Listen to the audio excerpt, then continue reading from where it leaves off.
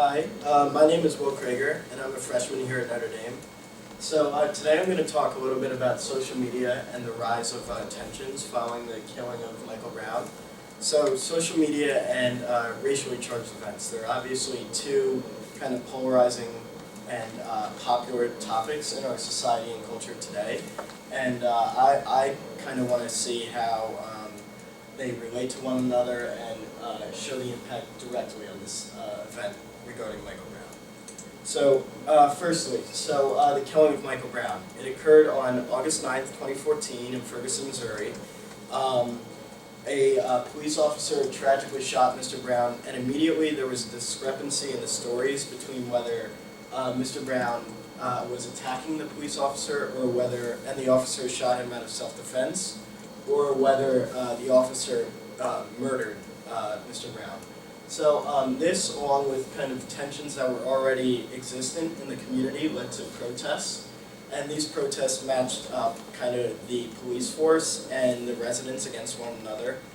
And sadly, I'd say, these protests then turned into violent riots with tear gas, policing like military and combat gear, and more. So I have a clip here just kind of on those riots, and I can kind of talk over it. So here there are people they're outside just chanting, kind of saying like, they're in the video, they're literally saying like death to the police, etc. And then there are police, as you can see, like they're rolling the police car. And so it's a kind of an event going on in the streets that makes it almost look like a war zone. And I think I take particular interest in it, and I think everyone else should too, because this is obviously something that shouldn't have happened in the first place, and it really can't happen again in the future. So here, people just tear gas, running from tear gas.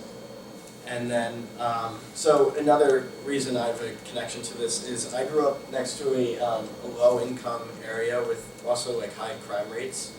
And so I had good friends in this area who I went to school with, I played on sports teams with, and who I got to know as through my adolescence, I'd say. And just through a secondhand kind of way, I came to see not directly, but in a way what they were going through. And so just on the mornings after as the Ferguson riots were kind of unfolding, I couldn't really help but think what if, and I saw them posting stuff on social media about the protests and stuff. So that's just why I'm particularly interested in it.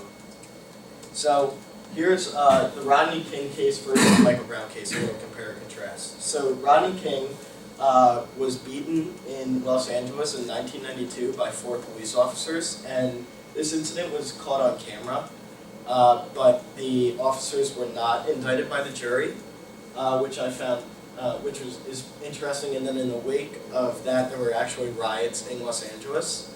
But the key part to notice here is that the riots were contained strictly to Los Angeles, while as fast forward 12 years, with the Black Lives Matters movement and in the wake of the Michael Brown case, you have movements, riots, and protests that take place not only in the country but worldwide, as you can see with Palestine. So I asked myself the question going through this: what was the difference between what happened in 1992 and what happened in 2014? And my answer to that is social media, and that's how social media. So it's how social media kind of escalated tensions and drove this to be a worldwide issue and not just an issue that took place within a small community in Missouri. So social media's impact on society. So firstly, going on at the same time as as the Michael Brown incident, actually, in kind of the summer of 2014, you have the ALS Ice Bucket Challenge, which this just kind of speaks to the overall impact that social media can have. So as a result, in 2 months, the ALS Foundation was able to raise $114 million. And it's really a staggering amount compared to what they were making before this kind of viral hit on Facebook and Vine and other social media sites.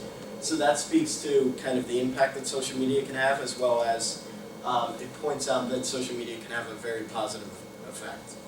And then here I have a quote from professors at George Washington University, where they say, "It is axiomatic that the media affect public perceptions of social media, although the degree of influence depends in part on a particular audience's receptivity to media messages." So at firstly, axiomatic, that means like self-evident. So it's commonly understood that social media has an effect. And then secondly, it depends on, as we've learned here in class, it depends on the audience. So then based off that quote, I found a chart which points to kind of the most frequent users on social media. And so there you'll find that the 18 to 24-year-old age group are the most frequent users.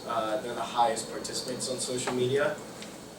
And also, those were the people who took part most in the riots in Ferguson. So I kind of say, like, is that a coincidence? Can you really say it's a coincidence that these people were the highest kind of percentage users on social media, were also the most involved in Ferguson?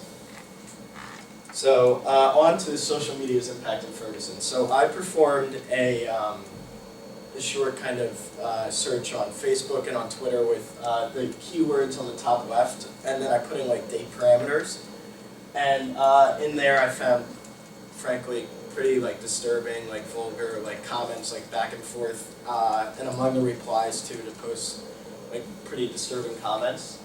And so so basically that's kind of where like the fire was kind of formed within like people, users on social media. And then from there, conveniently, these people who kind of felt compelled to go take action now that they were so like enraged, there was a fire in their belly. Conveniently, you would have, you know, like people would post meeting spots where protests were going to take place on these various social media accounts. So it empowered these people to go out onto the streets, into the streets, and take part. And unfortunately, these people were so enraged that it drove them to violence. And then so this violence would typically occur like later at night, as you see in most of the coverage. And so the violence would then be recorded by you know, whether it's news outlets, people with cell phones, etc. And later that night it would be posted to social media. And then again, this would kind of reignite the cycle of kind of the negative rhetoric that was dispelled by so many people. So the next morning people would say, look at these, like I saw like posts calling these people like barbaric people in Ferguson, Missouri, like destroying their town, etc., etc. And so that just kind of, that's how social media was really negatively used in this instance. And so in the future, I think, I hope to at least like promote a little bit of progress through like peace and action now. And I think that the best way to do this is through educating the youth, specifically that 18 to kind of 25, 26-year-old age group, on social media and its effects. So it's the, by doing this, you know, you show them how it can be used, how it was used in a negative light here in Ferguson, Missouri, but also how it can be used as kind of a tool for positive change in the future, and how they can promote positive change, and how it can be used as a forum for kind of an open discussion, a positive discussion, rather than as a means to kind of break down their community as it did here. And that's it.